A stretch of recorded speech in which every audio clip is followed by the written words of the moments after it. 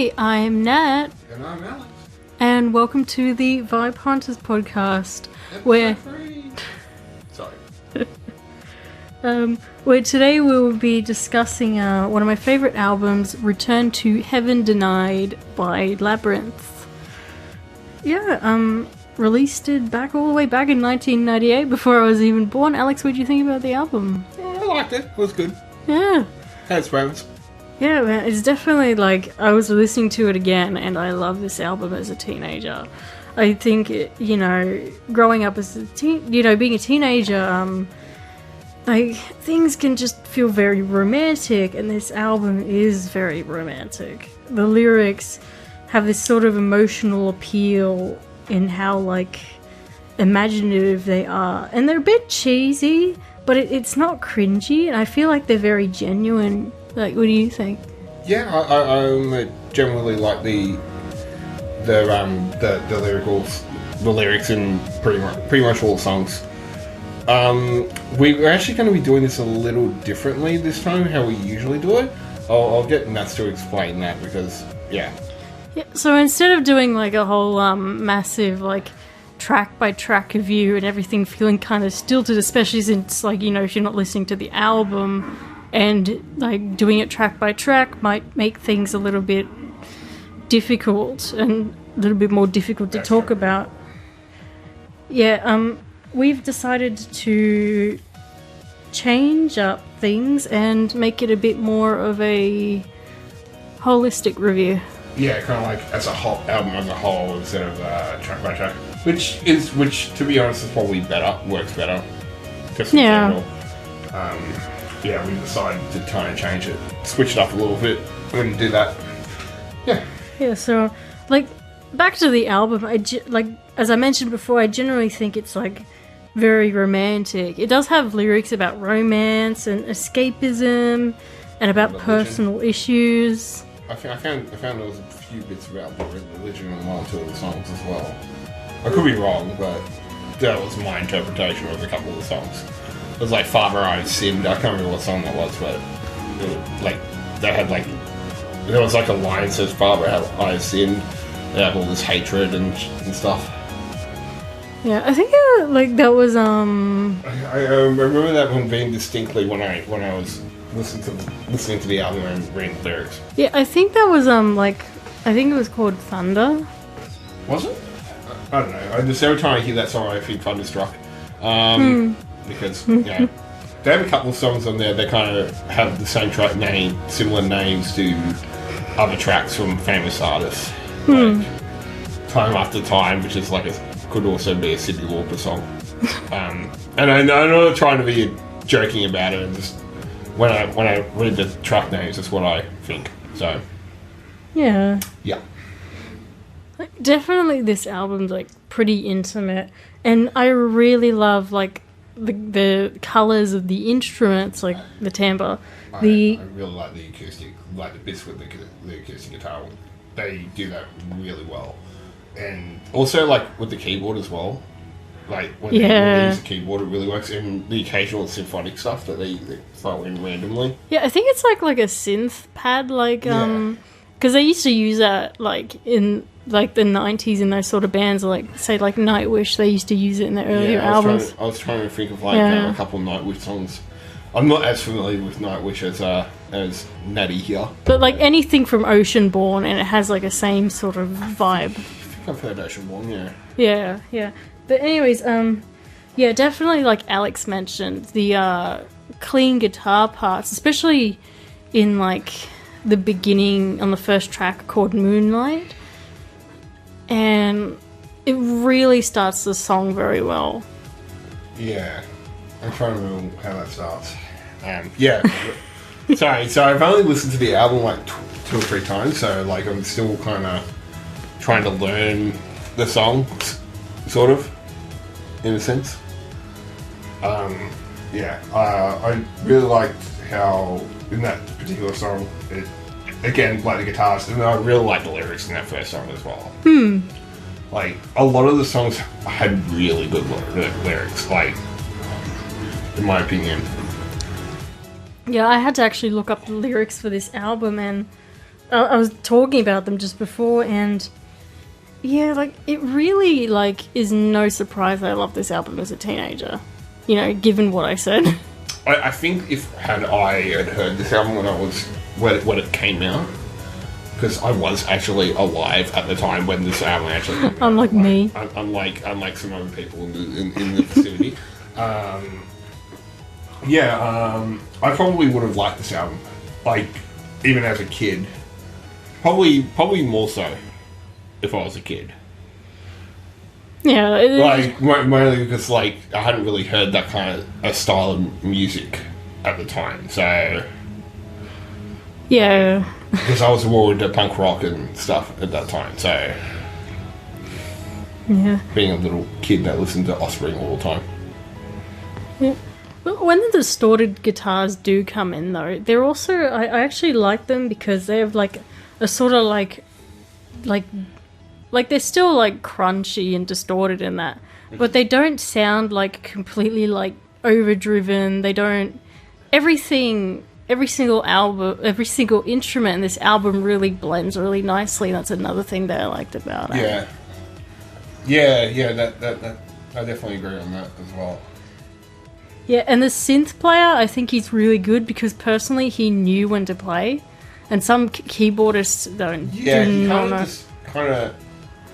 If there's like a breakdown or something, he'll throw something in real quick and it just works. Yeah. And so, what did you think about the vocals? Guy reminded me of the guy from Dragon Force. And that's just my honest opinion. I actually thought it was the same singer.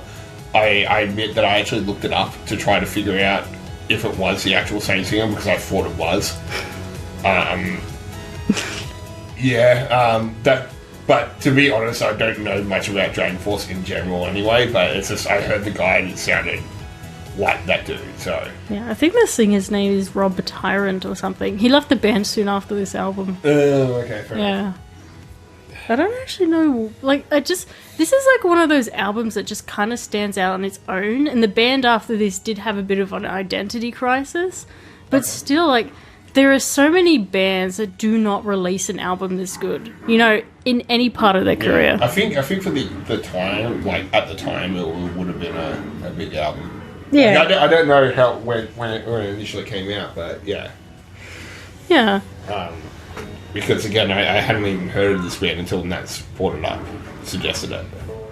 Yeah, I really thought that, like, this would be a really good thing to look into. Kind of just, like, I wanted to see, like, what my reaction would be. And that's, like, kind of a huge basis of our friendship in general is, like, we both love music, so...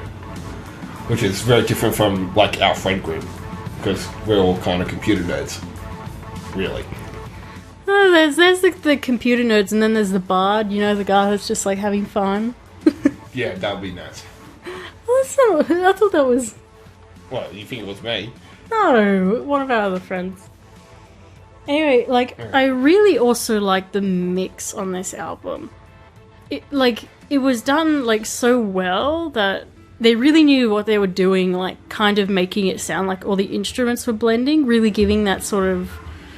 blended, really intimate, kind of, like I said, romantic, and it's very warm.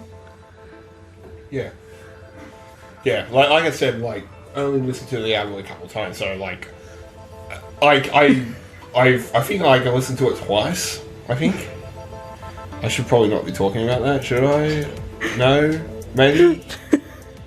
Should I edit this out when I edit it?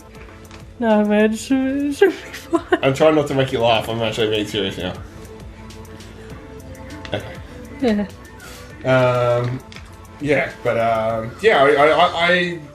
I don't really have much to say, really. Like, besides basically what we've all covered. Like, I mean, probably, like, we could talk about, like, highlights, I guess, of what we liked about, like, highlighted songs that we really liked. One of the highlights for me was at the start of the album, they do that clean guitar thing. They did it in a higher key at the end of the last song, which I really thought completed the album very well. I didn't pick up on that. honestly. Like, freaking back, yeah, I guess I did, yeah. Yeah, it really, because I'm actually looking at Alex's notes here, and like the first song he mentioned sounds like a big adventure.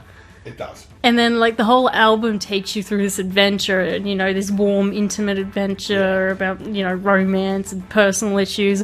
And by the end of it, that guitar coming back in the end really feels like your adventure. Yeah, it's like it's completed somehow. Yeah. Yeah. Like probably like the highlight for me was what was the song? It was one of the last couple songs. It was the really ballady one. It was the ballad one. Falling Rain. Yeah, I really like Falling Rain. It's particularly the drumming which is kind of a bit of a sore point for me because like as much as I like the album, like I found the drumming to be a little bit repetitive at times, and I felt like that was like the only song that really had something that was different, you know, in a sense. Yeah. Although I think some people might argue that everything blending into a degree was really... I think everything else made it work, but like, yeah, because coming from a background of someone who used to play the drums, it's like I've always liked really technical stuff, and I'm not saying that the guy doesn't do technical, but like it felt like he was playing the same drum, like especially with the double kicks. He was playing the double kicks a lot, and I kind of felt like some of the songs probably could have used up a little bit less double kicks. You know what I mean? Yeah. Like, I mean that with the utmost respect. Yeah, I mean it's hard enough as a musician as it is, but like, you know, if you know, generally people like stuff other people don't. Yeah, so. I'm picky when it comes to that stuff. So yeah. Like, I hate to admit it, but yeah, I'm a little picky at times when it comes to music. Yeah, fair enough. Like, I've become more picky over the years. Yeah, especially since we started doing this, actually. Yeah. It's like, I actually pick up on stuff all that would have... I don't think I would have picked that up had we not done that. Yeah. Yeah, but it really it was something that I noticed really pretty much straight away was the drumming, because that's usually especially when we listen to metal songs, it's the drumming and the guitars I really hyper focus on, just in general, and that was something I picked up on. Well, like I said, that Falling Rain had really good drumming in it. Like, it was a lot slower than the other songs as well, which I thought was really cool, and the lyrics are pretty good too. Can't really remember if there was a story. I'm sure there was a story for it, but yeah.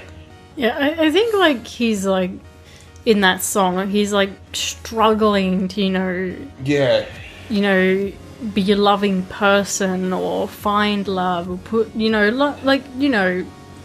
You know, everyone wants love. Yeah. And I feel like he's really struggling to like love, a person and himself, and like the chorus is literally just like, I'm staring at the mirror and inside my heart I can't find my inner soul.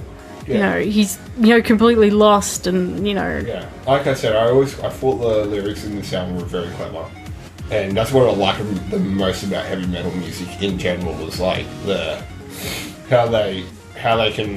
how a lot of, like, even like how the whole stigma, like, it's all, the people don't really like heavy metal, but like if you actually kind of sat down and listened to it, it's really good, especially if you know what they're actually talking about. There's like other albums that we should do at some point that have that I can think of. Yeah, and it also depends on what album you listen to too. Yeah, they kind of put you in a mindset. Yeah, and yeah. And like Nat said, it is kind of romantic, and it is a bit. Yeah, it's kind of it's romantic, and like a lot of power metal is practically romantic, but this album in particular feels like it stands out of the genre. Like,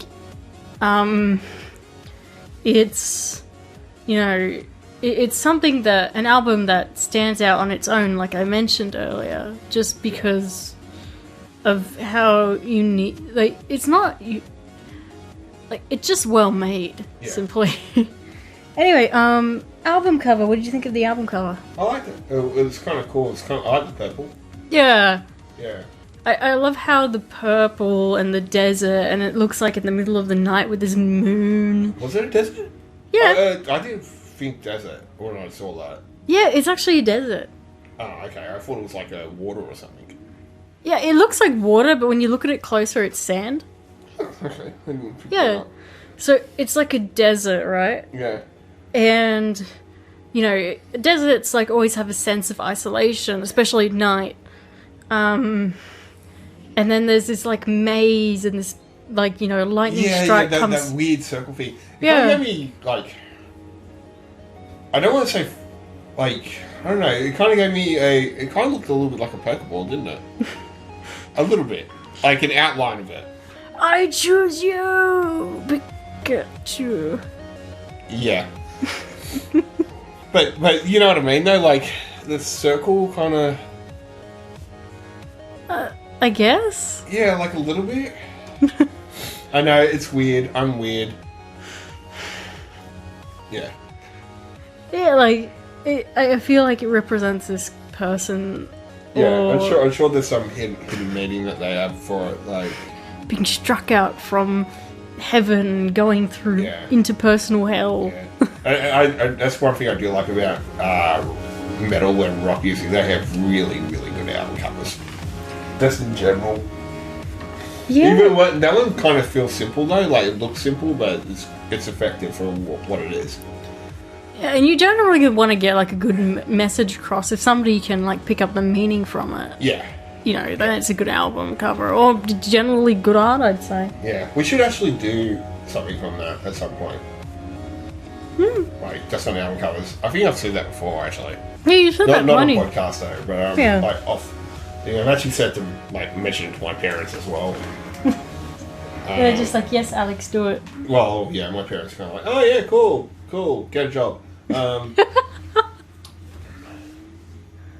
So yeah, any last thoughts? No, not really. Cool album. Thumbs up. What would you rate? Out of 10?